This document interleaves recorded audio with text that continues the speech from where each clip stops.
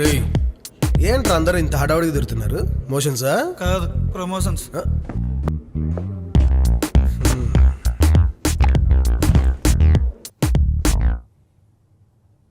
రే ఏమవుతుంది రేడా?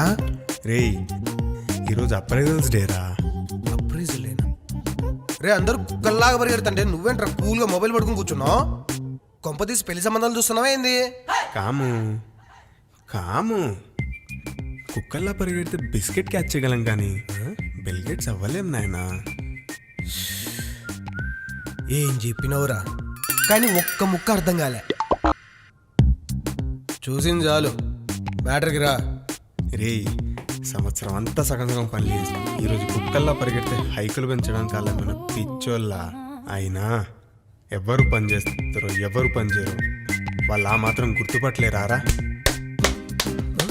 Madam madam కరెక్ట్గా చెప్పావు సుబ్బు. సోది కబుర్లు కాకుండా వర్క్లో కూడా ఇంతే సిన్సియర్ కాబట్టి ఈసారి కూడా హైక్ నీకే. Thank you. Hey, don't call me man. I'm not your school teacher, okay? Thank you Divi. That sounds good. నేను అంతో ఎంతో కష్టపడుతున్నాగా, నాకు కూడా హెక్ ఇవ్వచ్చుగా. Divi ma'am, just call me ma'am. I'm not your girlfriend, okay? ఇది పొద్దు పొద్దున్న బొంగు వేసి వచ్చినట్టుంది. And I have one more surprise for you.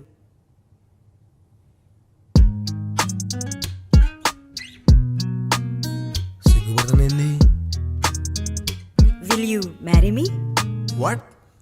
Ray will you marry me అంటే ఎస్ అనాలరా, వాడు కాదు.